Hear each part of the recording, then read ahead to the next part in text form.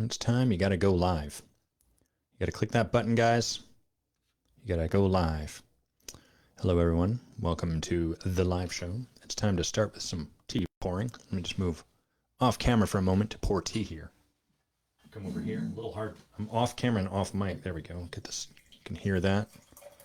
That's the good tea pouring sound. Really comes through nice on this mic, doesn't it? You really get to hear the sound of that tea coming out of the teapot and landing right in the cup. Let's get it a little higher. Oh, yeah, that's a tall pour. Almost there. It's Pavlovian. You hear that sound, you know that you're in for some spicy topics being discussed. Let's have a sip together. That's decaf Earl Grey. My favorite kind of tea is creamy Earl Grey, which is like a blend from this ancient tea den that I like to go to, Bay and I like to go to, called Special Teas. It's a mix of vanilla and Earl Grey, but I've not been drinking caffeine for, I don't know, a long time now, and so I have not found that tea decaffeinated. So here I am just drinking plain old Earl Grey, decaf Earl Grey.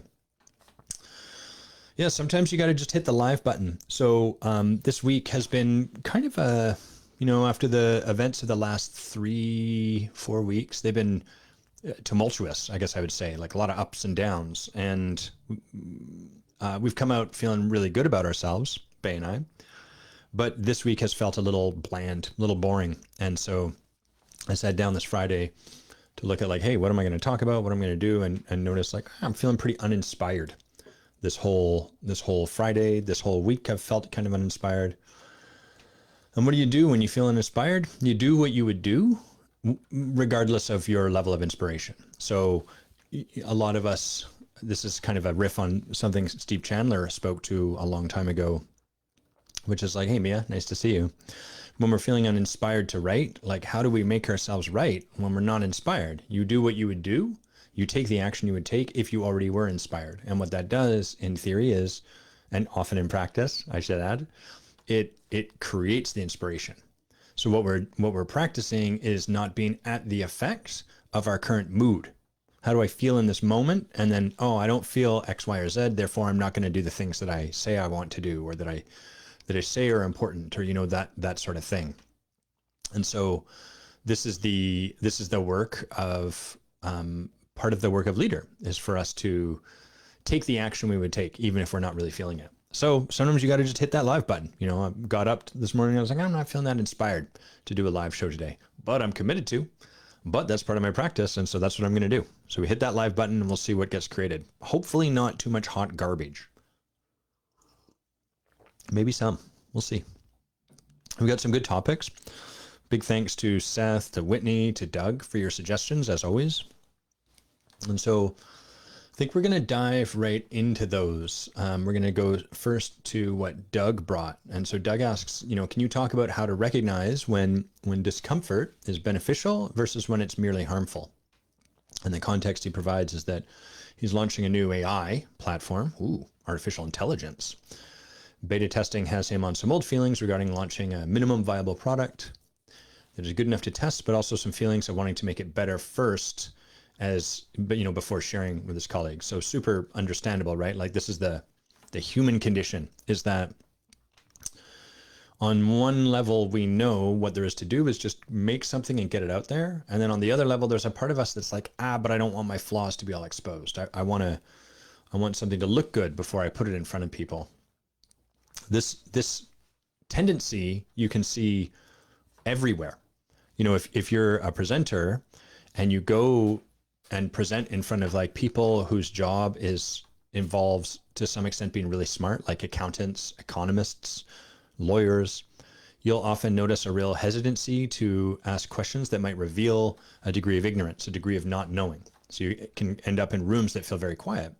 That's because we're worried about the social capital that we'll lose upon revealing or asking a question that might make us like a little bit dumb, a little bit, unsure of ourselves. So this is something we're always up against. We're always up against this discomfort. And it's also like a really good model, a really good sort of thing to notice in terms of like how leadership is so much easier said than acted. We all know, oh yeah, create a minimum viable product, put something out there, like fail early and fast and often. And yet when it comes time to, hey, Supriya, when it comes time to actually like act on this stuff, that's much harder. That's where leadership lies, because leadership lies in the moment. And our knowledge doesn't exist in the moment. Our knowledge exists kind of, it's like ephemeral. It's like conceptual. When it sits in our head as like good ideas or memes, it's just floating around up here.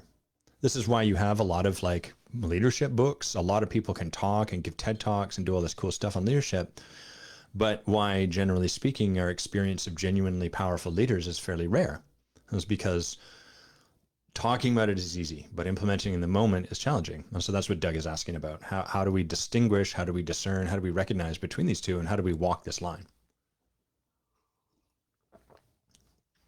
So the challenge here, I think, the challenge I find in my own work is that there's no rule to any of this. And generally speaking, what we want as humans is the rule to follow. Because if I have the rule to follow, I just have to do that. If I just do what the rule is, if I just implement or act along the lines of the rule, then I know I'm not screwing it up. Then I know that I've done everything the right way, and so on and so forth. And instead, I don't have that. We don't have a rule. All we have is like hoping, really. Like, I hope that I'm doing it right. And when we let go of the safety of having a rule, what we do is we expose ourselves to the risk of not doing it right. I often tell people, especially when we're starting out, the good news is you can't do this wrong, because there's no right way to do this. You cannot do it wrong. But the bad news is you can't do it right. And so if you're looking for the right way to do it, you're just gonna spin your tires. And so this discomfort that Doug's talking about, like how do I recognize the discomfort I'm feeling beneficial? Is it harmful? You know, what do I do in situations where I kind of want to make it better. I kind of want to make it better. I kind of want to make it better. I don't want to really put myself out there. I don't want my flaws to be exposed. What I like to do is have people, one, get clear on like what's their ultimate commitment here. What are they really trying to do? So rather than like, how do I figure out between good harm and bad harm? What that's doing is it's like, it's almost like having us stare at a brick wall and ask ourselves the question like, is this the kind of wall I should be climbing?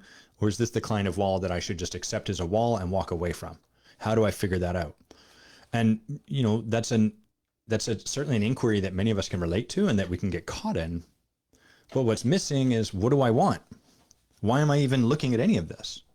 What for climb a wall in the first place? And this is what where most people I see get caught, where we get stopped in our journey because we aren't present to the possibility. We're not present to what we're really committed to or what we want to make happen in our lives. Instead, we get a bit stuck over here, and then we get stuck staring at the wall and being like in this conversation for years. Do I or don't I? Is this the right wall to climb? Maybe I should learn more about walls. Maybe I'll start a research project about all the walls in the world so I can discern which is the right one to climb and which is not. And all of what that does is it stops you getting clear on the ultimate goal that you want to go towards. And the payoff of getting stopped and getting clear on the ultimate goal you want to go towards is that you never really have to climb the wall. You just get to hang out in the sort of like, should I or shouldn't I? And so the real work for me would be like setting down, hey, I feel discomfort. Hey, Rocky, good to have you with us. Setting down this discomfort, this idea, like, is this good discomfort? Is this bad discomfort? And as a starting point, getting clear, like, what is my real commitment here? Is my real commitment to like practice authenticity? Is my real commitment to put something out there and trust the process that if I put something out there, I will get feedback and that will help me make a better thing. If that's my commitment, then great, I'm going to put this out there. It's going to feel uncomfortable, but I'm going to put it out there because I can see the value in doing that. So that's like the big thing I can kind of hear in what Doug's sharing here is this. It's not so much about, is it good or is it bad discomfort? Is this the right place for me to do this or the wrong place? Or like, is it better to, let people go along their path or to give them advice? It depends what you're committed to.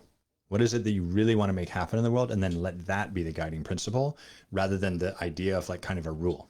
I'm going to talk more on this in a sec as I come to Seth's question. I'm just going to read what Doug's written here and see if there's anything I'm missing. Hmm. You know, the other side of this is that it's a lot like lifting weights at a gym. You know, like if we lift the weights that we're comfortable lifting, then our we will never build new muscle. And at the same time, if you go to the gym having never lifted weights and you try to crush like 100 pounds on your chest press, you're going to injure yourself. So we have to find, there's a tightrope that we have to walk. We have to learn how to walk that tightrope. And in the early days, a lot of times clients come to coaching and they get kind of frustrated because they're like, well, coach, you're meant to tell me like how much, what's the right amount, you know, give me the answer so I can then implement it. I'm willing to implement it. Just give me the answer. But being given an answer will deny you learning about your own process.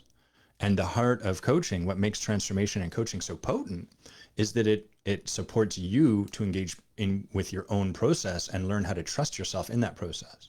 So what I mean by that is, rather than having a coach tell you this is the right amount to lift, I mean, you could be told that information, or you could just go look it up on Google or something like that. But like the real work comes from going to the gym and then like starting to lift and seeing like, hey, how's this feeling? Like, what is my sense? And you might be like, my sense is this is too much weight. Okay, I'm going to try a little bit less. And then the reason we're dead set for an answer is like, we're afraid that if I don't have the right answer, then I will waste time or I'll harm myself or do something like that. And so then we go looking for an answer and then we get the answer and then we stick with the answer no matter what, like it becomes our gospel. And what that does is that answer becomes the thing you trust rather than yourself. What's more powerful is going to the gym and finding weights and like lifting them and noticing what happens. How do I feel the next day? How do I feel 2 days after that? How do I feel at the end of a month of doing this? Oh, nothing's changing. Okay, maybe I need to lift the weights up. How do I feel at the end of the month? Not so good. I feel like exhausted and I'm dreading going to the gym. Okay, maybe you need to lower the weights. And the magic in this approach I'm describing is when we approach it through this way, what happens is we learn to trust ourselves more.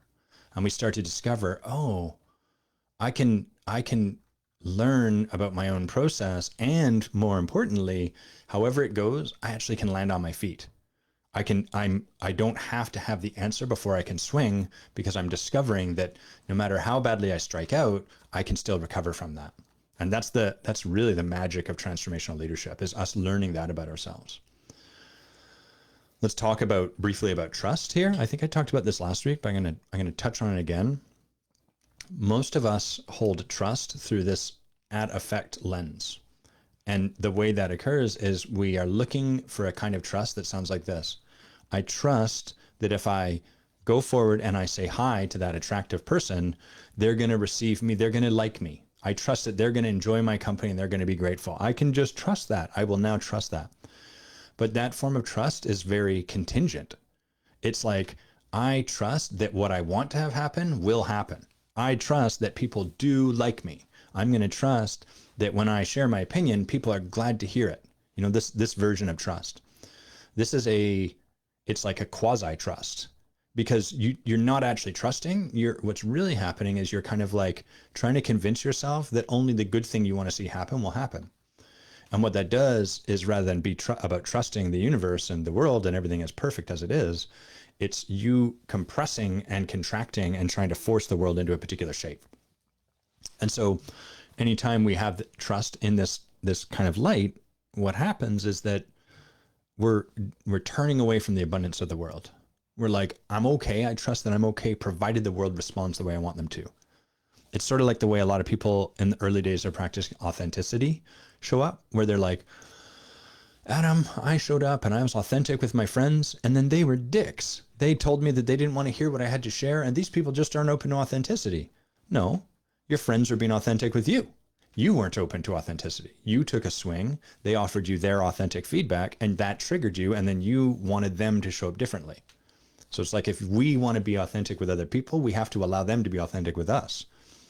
So it's this sort of, that's another version where it's like, I trust if I'm authentic, people will receive that a particular way. Probably not. Some people will, certainly, and other people will receive it however they're going to receive it.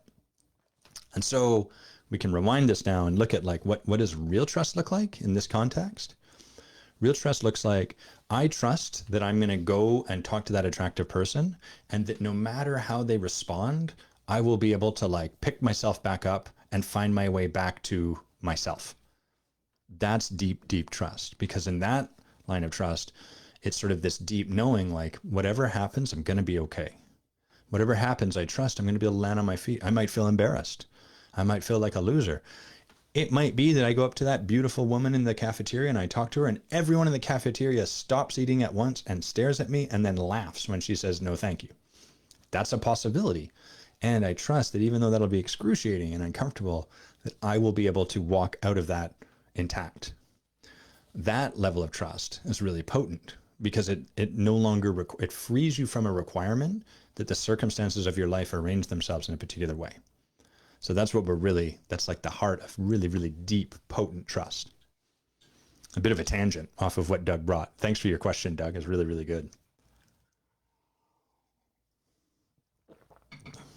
All right, Whitney says, Adam, can you talk about when your clients hire your mentors or your peers and your ego takes a hit? That can be really tough. Especially in the early days for me, this was like really hard. And there's like a few ways this shows up for me in my life. One is I refer a lot of people, like, because of the nature of what I do, because of the fact that I like train leadership and coaches and stand for the possibility of working with a coach. I have a lot of people come to me saying, do you know a coach that you could refer me to? And coupled with that, I charge a high rate for my own work if people want to work one-on-one with me. And as a result, I refer out to a lot of people. I almost never get any referrals. My friends and colleagues who are coaches pretty much never, ever, ever refer clients to me. Maybe I could count on like one hand the number of times I've had someone make a referral to me in the last probably year. No, even further than that, probably the last 5 years. So, in the early days that really stung, because I'm committed to providing this. And then in the early days for me, this would really sting too, because my rates were more commensurate with what was being charged elsewhere. And people would come and work with me, they'd have a conversation with me and then they'd choose someone else. And in my perception, they'd choose someone who I felt was weaker, less potent, more of a shittier coach. What are you doing choosing that shittier person? So this is all very human. And there's a couple things that we can do with it. The first thing and the most important thing when something like this happens is to let go of the idea that I'm okay with it. If you are okay with it, that's great. But then this probably isn't the conversation for you. More important is I'm going to lower this desk. Yeah, there we go. Get me a little higher. More important is those conversations when it really does sting. Our ego really does take a hit. We're hey, sidebar, we've got some viewers. Put your name in the comments so we can get some chatting going on. Say who you are. Who the hell are you? And what the hell are you doing here? Put your name in the comments, buddy. Buddy. That's what my dog says to me when I call him buddy. I'm how you doing, buddy? And he's you're the buddy. It's pretty good. Anyhow, let's get back on topic. What was our topic? Oh, yeah. Yeah, taking that hit. So the first thing we have to do anytime something like this happens, good morning, Tommy, is we have to acknowledge that hurt. That stings. I don't feel good about this. And there's a really important reason why that's super important. The reason is important, and yeah. And hello, Sharifat. And I'm going to share this using a bit of a story, which is I had someone reach out to me to try to sell me stuff on LinkedIn, and my response to them was meh, M-E-H, meh. And they got super triggered, really, really upset. And I said, hey, I'm sorry, I didn't mean to upset you. I'm just tired of being marketed. And he kept insisting, I'm not upset. It's just that. And then he'd rattle off more stuff. And then I'm not upset, blah, blah, blah. Anytime we're in denial about our state, there's nothing we can do about our state. If every time I go up to talk to someone to try to sell them something, my opening line is, hey, fuckface, I got something I think you're really going to love. And those people keep walking away from me. And I go to a salesperson. I'm I need some help. I don't know what's going wrong. And they say, well, I think the first problem is you're calling everyone fuckface. If I then am unable to see that and I insist, no, that's not the problem. Or no, I don't call people that. That's just not my style. That's going to be a problem. Because I am doing the thing, but I'm unable to see that I'm doing the thing. And anytime we have a situation like that, like most of our patterns that have us stuck in our life are a function of what we've just described, of sort of insisting we're not doing a thing, but continually having our lives be in the impact of us doing that thing in actuality. And so you're stuck, right? I don't understand why people don't talk to me. Well, it's because you actively push them away. I don't think that that's what it is. I think it must be something else. Great. Have a look, hire yourself some courses, read some books. But until you get clear that you're actively pushing people away, it's going to be hard for people to get in. It really doesn't matter how much you learn about being charismatic. You're still pushing them away. So to come back to Whitney's question, like when your ego takes a hit, we got to come to terms with that fact rather than tell ourselves, I'm fine, because that's what a coach does. Like a coach wouldn't let this bother them, or a leader wouldn't be upset by this. Actually, what a leader does is they be responsible for the reality. So the first stage of leadership here is to really come to terms with like, that happened and it fucking sucked.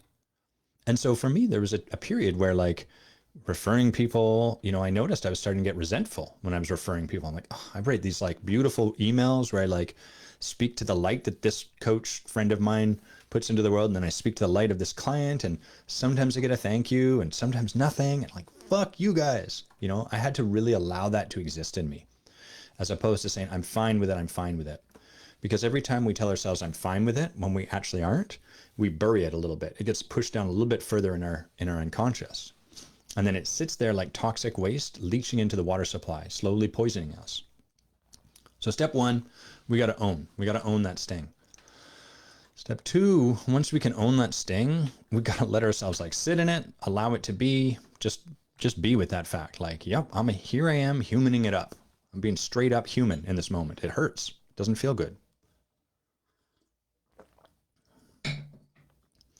Once we have that, we can start to look at like, there's a few places we can work with it. One is we can look at like our interpretations versus our facts. So I find this very helpful. The facts, like when I look at, you know, let's say the referral thing, the facts are like, oh, I charge like a premium rate. Like I charge a very, very, like a very high end rate for coaching relative to a lot of my people. What is my interpretation? Well, actually, let's just look at the rest of the facts. So I charge a high rate. People have not referred that many clients to me. Any other facts that are at play here? I've referred a bunch of people to person X, person Y, person Z. Those are really all the facts that I have. I don't know anything else. And then from there, I can look at like the interpretations. What are my interpretations? My friends don't love me. My friends are unwilling to support me the way I'm willing to support them. People don't care about you. What else? It doesn't matter what I want. I'm not going to get it. My feelings don't matter. What else could I interpret here? My friends are selfish. That's a good one. My friends are selfish and just care about themselves. And as I find it really helpful to write this out, because then it becomes very stark, being able to see like the facts versus the interpretations. And then at the end of the day, we can tell ourselves a new story that might be a little more empowering. Because ultimately what we're upset about is the story we have created around the facts. So a set of facts shows up in our life, our circumstance, if you like, and then we create an interpretation about what those facts mean. And then we get angry, we get emotional based on the story we've told ourselves about the facts. So like this in Zen, there's this story. They say like, imagine you're in a lake and it's foggy and you're in your boat and it's like low light conditions. And you see a boat suddenly come out of the fog and it smacks into your boat. You're in your boat and then like this other boat comes out and you're like, God damn it. You're like super mad at this careless like sailor. You're just like, what an idiot. Like, come on, look where you're going. It's obviously foggy, go slow. And then as the boat comes out of the fog, creepy example, by the way, but the boat comes out of the fog and you discover there's no one in that boat. There's no one in that boat. It's an empty boat. So sort of like spookily, it's a ghost boat, spookily moving through the fog. And in that moment, what's Bay doing there? Lurking. In that moment, a lot of our energy around like that idiot boat driver, whatever, dissipates because we're like, oh, I was getting upset about nothing. The facts haven't really shifted. You still got hit by a boat, but our story about it has shifted. And so we suddenly find ourselves free. And so one thing that can be really helpful is to create a more empowering story.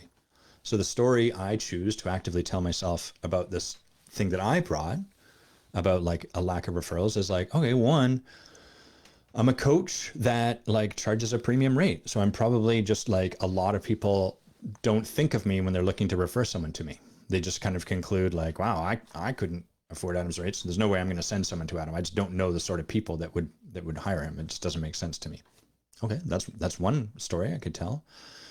Another one, like another story I could have or context I could create around this is like, I don't ask for referrals. I don't usually ask my friends to like refer people to me. So they might not even know. They might not even be aware that that would be something nice. So those are two contexts I could create for myself that give me a more empowered experience and relationship to the particular set of facts that we're talking about. So that's one of the things we can do when we take a hit, when that happens. And then like the other thing, like we've been talking about this sort of ontologically, like what is there to do to like create a different experience for yourself? But I don't want to step past the value of acknowledging like that does suck. When someone goes and hires your mentor or your peers or someone instead of you, that's going to be a blow to your ego. And that's okay. Life is not about not having your ego take hits. That would be to limit the abundance of life. And so sometimes we're going to be doing our best. We really feel like we're doing good work with someone, and then they're going to go and hire someone else. Or we feel like, man, we really helped them get like so close to the finish line. And then they went and talked to someone who charges 10% of what we charge. And they had that last little bit of conversation that got them over. And then they decided that's the person to go with. Or, you know, one of the things that happens a lot in this work is I work with people to see what they really, really want, to get really excited about that possibility, to support them to see what they could move out of the way and what would be available in their life if they moved all that stuff out of the way. And then they get to this point where their fear effectively grabs a hold of them and it says, yeah, but maybe your life's not that bad. And maybe, you know, that's a lot of work and expensive. And maybe you should just spend one more year. You know, you're 55, but try one more year of this now that you've got this new information and see if things are any different. And then one more year becomes 2 more years, becomes 3 more years, becomes 10 more years, you know, the rest of their life. That stings. And so our job is not to not have this stuff sting. It's to be responsible for having it sting. It's to be responsible for like, oof, I just took a hit. I need a little bit of like, just as though I fell off my bike and broke a rib, I need some time to convalesce. Now is not the time to go and send that person a message or send my mentor a message. Now is the time to really love myself and give myself a lot of permission to have all of the feelings that I have. So that's what I do. And that's what I advocate doing when, you know, our ego gets hit in this work, because it will. It really will.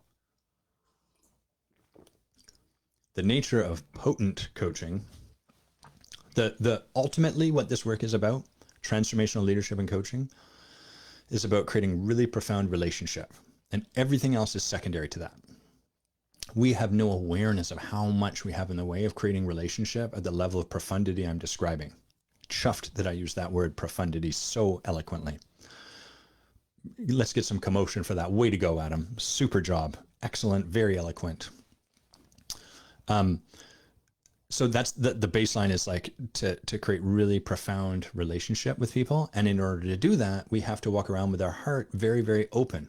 And that is a very, very risky thing to do, which is why most people don't walk around with their heart very, very open.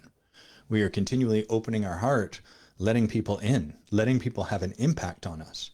And as you do that, some of that impact's going to sting. And so, thanks, Rocky. Rocky making that commotion. Superb, my man. Good hype. And so we walk around willingly with our hearts open, knowing that it's going to mean that we're going to get hurt, and trusting that we will land on our feet and that we will be able to put our heart back together and we will be able to come back to a place of continuing to open it. It's, if you think about it, it's really crazy, crazy work, which is my theory is that's why what we have more of than that is just talking about it. Because you can talk about this work without actually having to open your heart. It's actually easier. Really good question, Whitney. We're going to go to, what else do we have here? Seth asked a really interesting question. Seth, thank you as always for your questions and your topics. By the way, I find the the people that write the questions are the ones that tend to be the most curious about their own process. And, it's really interesting because people, sometimes we'll talk about things like DEI or well, coaching is very expensive and therefore we have to find ways to meet people. This is a way that I meet people. This is a way people can be in relationship with me and get the benefit of this work without having to pay a premium for it. This is free. And it's interesting how little I see in the way of questions and stuff like that. So my intention in this is to really acknowledge those of you that ask questions regularly, because what I see you do is really lean forward into hey, I don't want to just sit in this. I want to get supported with this. So thank you, Seth, for your continual commitment to your own process. So Seth says my biggest block right now is that I have this story in my head that I can see the optimal path for people I'm coaching. And for me, the most part, I let the client lead. However, I like to be able to open possibility for them as we go, which might involve me seeing a story. And Seth's sharing he's gotten a lot of feedback that this isn't actually in line with the core competencies of coaching. Coaching, I said that like a Minnesota person. Coaching, it's not in line with the core competencies. So he says, however, there's a lot of power when I help people understand powerful concepts and see possibility for them to step into. When I turn off and just ask them questions, they could struggle for months. And I've had success with stating concepts and ideas I see for them and then just letting them run with it. I see the value in following the ICF core competencies, but there are times when I feel like they are a big limitation. I'm wondering how you approach this line between seeing and stating possibility for people and just letting them struggle where they are. And so I responded to Seth, and I'm going to share that answer, and then he had a follow-up with this. So I'm just going to bring that up here, bring it over here. There we go. Now I've got the follow-up. So my response to this is basically fundamentally what's happening in what Seth is sharing is very human, which is that we humans have an idea that I see you struggling, and with some input from me, you would have to struggle half as long. I could get you through that struggle by giving you some advice, by telling you what to do, or by even suggesting what you might do that you're not yet aware of. And this is the way you've noticed this, I'm sure. This is the way most of life is structured, is unsolicited advice, telling you what to do, and frankly, most of us looking for it. We're actively looking for that. And if you're one of the people that have really engaged with coaching, you might have noticed yourself do this. And if you're a coach, you probably notice your clients do this. This desire to give me the answer, coach. I was sitting in a call with a client just this week and it was really clear to both of us. He really, really, really wanted an answer, to the point where he actually said that. And I could really, really, really feel in me the desire to give him an answer. But the fundamental premise of coaching is that there is nothing as powerful as you discovering your own process. Nothing. And the idea that if you, Reggie, just told me what to do, I would move through my process faster is bankrupt. We are holding that that's not the case. And I see this all the time everywhere, which is basically people thinking, I had a friend who had a partner and he was sharing man, I've walked through the entrepreneurial struggle and I can see her now in that entrepreneurial struggle. And I really want to just give her some advice, tell her what to do so that she could go through it. But the thing is, that suggests her going through it isn't going to teach her something. And so what's basically happening here is we as coach have this idea this is the path I can see for them is the path. And the way my coach put this to me is she said, Adam, you're very brilliant and you can see a lot for people. It just occurs that what you see, you relate to as the path for them, as opposed to a path. Sure, maybe what you put in front of them is going to move them forward, but maybe not. How are we to know? Who's to say that what I put in front of them might not lead them astray for another year before they then have to come back and learn the lesson that I'm trying to help them shortcut? We all think that what we can see is really the thing, but how do we know? That's a lot of assumption on our part. And so this is the part of what makes coaching so challenging, is the client wants us to give them the answer. We want to give them the answer. And we are kind of choosing into this higher state of relating to people, which is your process is sacred and it will take you precisely as long as it will take you. And that cannot be sped up. So this is what I wrote back to Seth. I said this, and then he wrote back, and that's what we're going to finish up with here. So he's saying, I think I'm missing something big here. There seems to be some kind of line around leaving people completely in their process versus offering structures to help them help them with what they want that I don't understand. Even looking at like conversations like Essence, it all feels like some teaching, blah, blah, blah, blah. And then where does he say here? Can't an argument be made that the action wasn't fully allowing someone their process? Like if we provide someone anything, that we're not fully allowing their process. So the thing I have for you, Seth, is that it's probably worth noticing the attachment, the sort of like, but it needs to be this way. Like, but if I share this with them, it could really like make a difference, and getting caught in that. And that's usually what we're looking for when we're coaching people, when we're supporting them with transformation, is not, is it right or is it wrong? I'm always more interested in the places where people are caught on a particular idea. Like, no, but Adam, I really think it's important that da da da da da da da. Or I really don't think that it's ever okay to da da da da da da da. And the reason we look for those is those are places where people's freedom is hindered. Those are places where people aren't even open to the consideration of the possibility of something. Imagine if we go to someone and they're complaining about like all of the turmoil in their life. And we say, okay, great. Well, like as a practice, maybe start to notice the ways that you add or create more turmoil for yourself. And they say, no, it's definitely not that. I've done a lot of work on this. It's not me. Okay. It's not me. The extent to which they're unwilling to even consider that they could be the ones creating that turmoil is an extent to which they can't be free. They're unable to consider a possibility, unable to consider a concept. And so one of the things that's really frustrating about your development as a leader and your development as a coach is often we get caught in this area where we're like, but for real, sometimes this could be okay, right? And of course, there's no rule to any of this. Sometimes what people might need from their coach is for the coach to be like, here's the thing that I think you should do.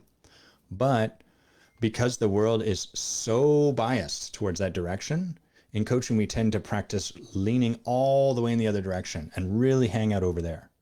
Because as humans, we have such an innate nature towards telling people what to do and not trusting their process. We over calibrate in the other direction because we recognize I'm probably not very good at discerning right now. I'm probably highly trained to lean in the direction of like stepping on your process rather than releasing that and letting you be in your own process. I'm going to lean all the way in the other direction. And this is very frustrating for people because they see that and they're like, but why? Isn't it true that sometimes in certain situations? And the answer is yeah, probably. But practice this other thing, practice this other muscle. And we can't see the ways that we've become overly reliant on a particular way of being or a particular tool. Like if you grew up using a hammer for everything, you're going to go into the world and you're going to see how you could solve every problem with a hammer.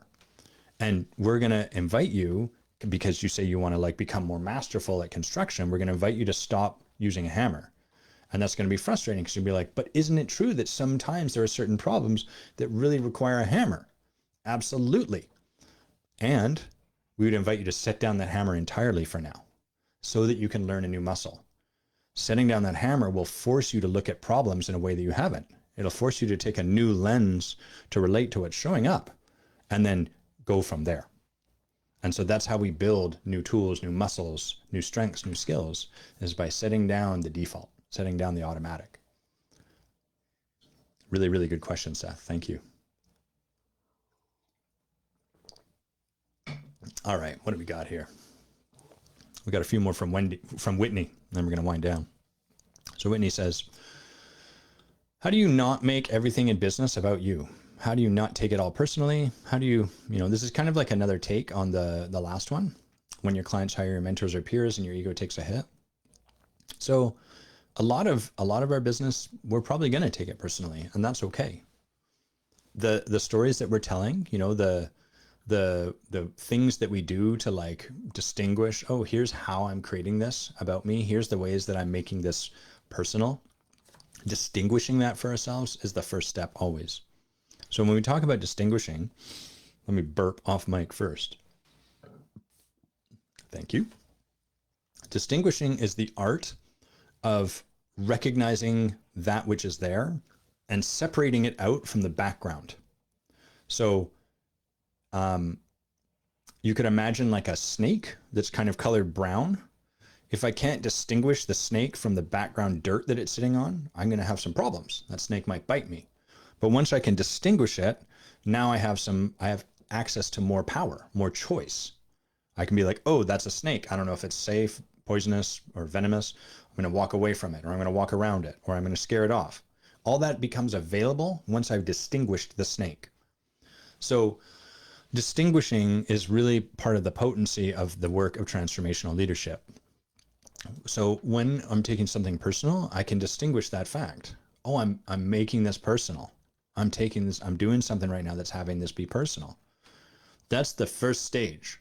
And most of us, in truth, we don't have very strong muscles in distinguishing. The way it tends to go when we are taking something personally is we get really fixated on how the person over there is fucking around. Well, you did this thing. That person did this thing, and then we can point out, we can highlight all of the stuff that they did wrong. And the trap is that we'll be right about it. We're not dumb. We're not blind to what's going on over there. We're just blind to what's going on over here. And so the first stage is starting to learn like the telltale signs for when we're hooked. Like our breath gets tight. And even noticing the quality of your breath takes a lot of practice. We think, oh yeah, no problem. And then most of us will check our breath in this moment and be like, yeah, okay, I'll breathe a little deeper. Great. Okay, good. I'm well along the way to that practice. But time and again, when we get to like, when I'm supporting someone in the moment and I invite them to like check with how the breath is, they'll either have no awareness or they'll be like, it's good. And they're breathing very shallowly. And so we just have resistance to seeing that we're taking something personally. We don't like the idea that we are a person that could be hooked. We'd rather be someone unhookable, unfuckwithable. Oh, what a legend of a leader I am. No one can bother me. That's not really being a very legendary leader. That's being dishonest about your truth. It's being inauthentic to yourself. That's not really what leadership's about. And so when something hits us personally, the first step is to distinguish that that's the truth, that that's the fact. That's what's going on. Oh, I'm really hit by that. And once we can distinguish that, then we can start to do stuff about it. Oh, I'm really hurt right now. What do I need? And usually what do I need is going to be like for that person to sort their shit out. They're annoying to me. They need to change. That's me needing to change them. What do I need internally? Oh, I need maybe like a reminder that I don't suck. Maybe I need to like love myself a little bit more. So we're taking this energy and we're bringing it back towards ourselves, and we're taking care of ourselves in that. And that's an act of leadership. We're letting the other person kind of off the hook because we have the recognition that any action I take from the place of being internally triggered and hooked will be a function of that being hooked. Let me see if I can say that a little more clearly. If I am hooked, if I am triggered, any action I try to take, like outward towards another person, is going to be entirely or largely a product of my trigger. If I'm hurt and I want to give you feedback before getting clear and sorting out my hurt and healing my hurt, then my feedback is going to be a lot of like what you should do different because you did something wrong to me because you left me feeling hurt and that's your fault. And that kind of feedback is not really very powerful. The kind of feedback tends to be vindictive. It tends to like put people on the defense, and it tends to have people entrench themselves and become divisive. Again, not to mention it too often, but like, you know, that's what largely is happening in like a lot of political landscapes. You have this on either side. No one really able to distinguish like, hey, I'm really hurt. I'm really taking this personally. I'm really hooked. Maybe I should take care of that first. We just don't really have models for that. No real role models for that truth. So the leader recognizes when this is going on and then really takes it on and really like sets the world down for a while they go inwards and like, what do I really need? What would really like, without needing the world to show up any differently, what do I need in this moment that would be healing for me, that would help me out?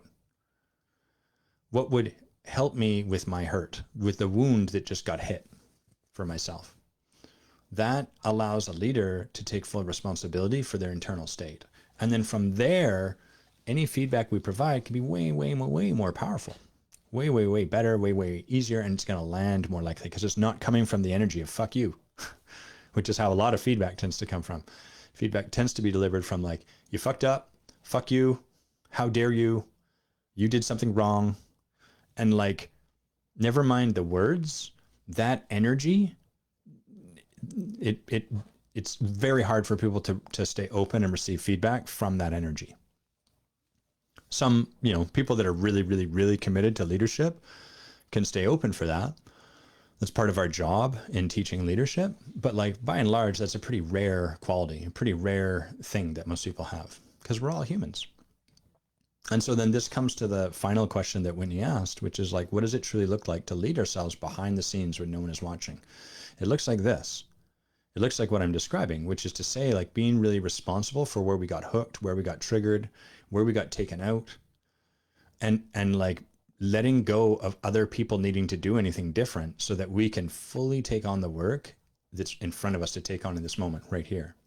And this kind of work's usually the hardest because we can hide this stuff. We can keep it under wraps. We don't have to share it with anyone. We can convince ourselves that we're doing the work when we're actually not. Ego is super good at that.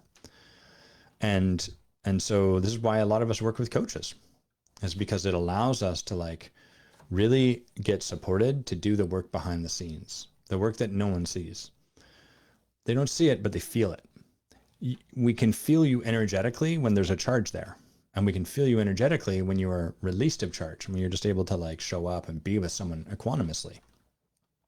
So that's what I would say it looks like, is really that deep, deep responsibility and love for yourself, which allows you to come back to loving other people. Okay, I think that's everything for today. We're going to make this a nice short one, short and snappy. I want to talk briefly about the intensive. So if you're not familiar with it, the intensive we are running, I'm going to put a little link, regrowthcoaching.com/the-intensive. There you go. The intensive is an event that Bay and I are running in May 29th through 31st. It's here in Victoria, British Columbia. It's going to be absolutely gorgeous, beautiful time of year to come visit. We're going to do a lot of really deep work. And so if you're someone that's sort of like, boy, I'd really like to take this work on, or I'd love to be able to support other people with this, or maybe you're like the kind of person that's like, I wish Adam would talk to like my sister, or I wish Adam would talk to this person, or I wish so-and-so would listen to this. You're the sort of person that should come to this, because by virtue of coming to the intensive, what happens is you transform.